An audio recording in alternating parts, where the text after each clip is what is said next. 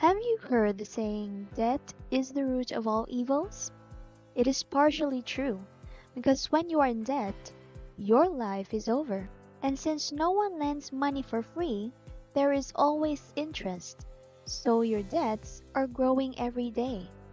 Despite this, the United States has accepted that the total amount of consumer debt in the country is close to $15 trillion, bringing the average household debt to nearly $15,000 per person.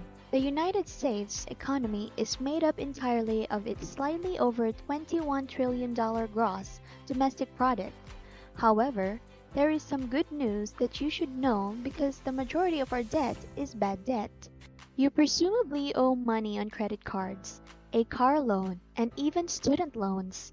You estimate that it will take decades to pay off all your debts. Why would anyone with a lot of money use debts in the first place?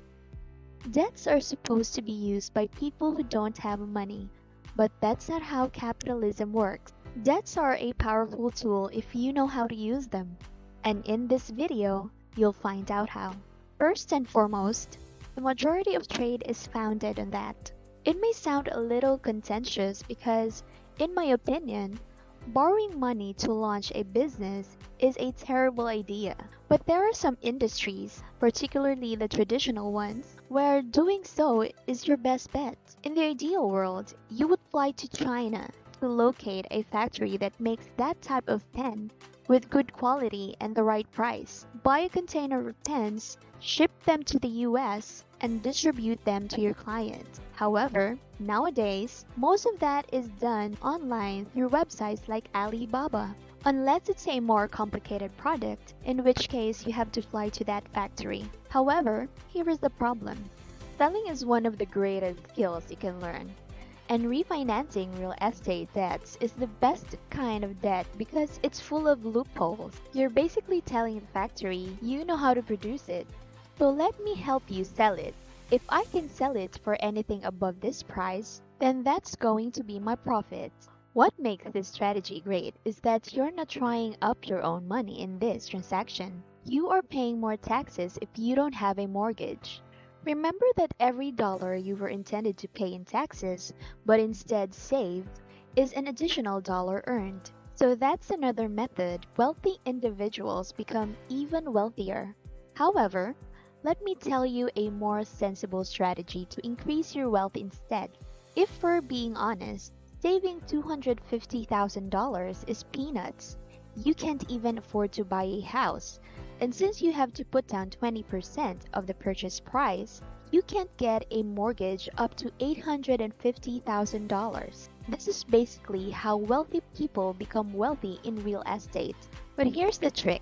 Let's say you find a property for $500,000 that needs possibly a lot of renovation. You go to a bank and apply for a mortgage with a 20% down payment.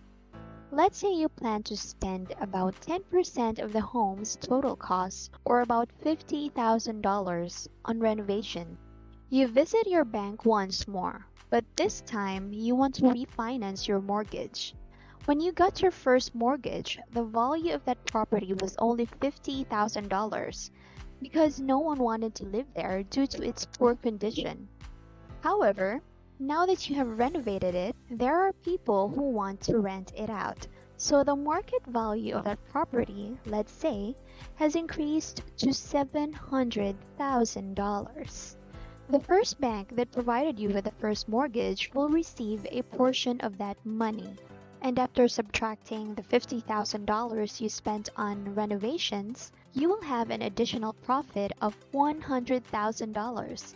With that money, you were able to purchase a property that you can rent out in order to build equity and generate passive income.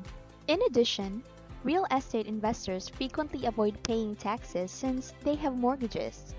Can you really see now that this is bad? I'll leave that question for you to respond in the comment section below. Next are hedge funds.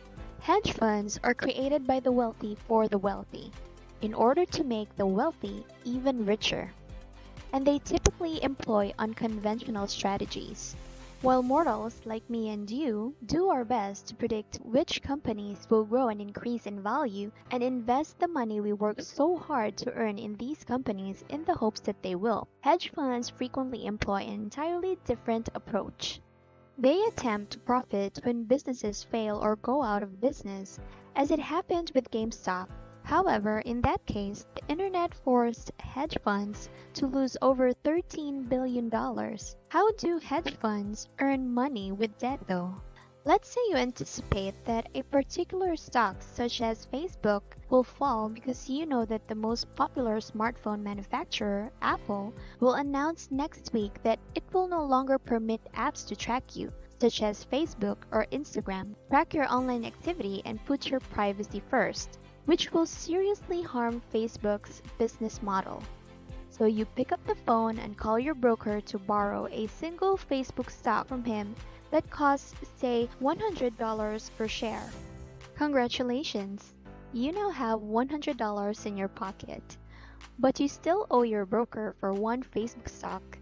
If, however, you are correct and the price of Facebook stock drops to $70 the following week, you can use that $100 to purchase one Facebook stock at the lower price and return it to your broker for the difference. Though it seems straightforward in theory, doing so is really challenging. What occurs if you are mistaken? When you buy a stock and try to sell it when it rises, the most you can lose is the amount you invested in, but not when you short it. What happens if the price doubles overnight? You'll still have to return that single Facebook stock to your broker and pay interest for borrowing that stock. Now you have to buy that stock back for $200, then return it to your broker. Although, theoretically, you could lose all of your money because the stock price could theoretically grow endlessly. If you had 100 analysts working for you, you could make a fortune employing this method. Next is Forex. Here's how it works in brief. Forex is a market where currencies are traded, making it feasible for you to engage in international trade. There is a market where anyone or any company can come in and purchase foreign currencies, and based on various factors, these currencies fluctuate. For instance, Fed raising interest rates will limit the supply of the dollar in the market and make the US dollar stronger against other currencies or vice versa. So if you can predict which currencies will rise or fall, you can make a lot of money. You can see that credit score is a powerful tool that every successful business or entrepreneur uses in a variety of ways. This is absolutely true if you have a proven business model. And lastly, borrowing money to finance purchase orders is something that practically every business does. Of course, debts with a high interest rate like credit card debts are terrible, but in order to get a lower interest rate, you have to minimize the risk of loan.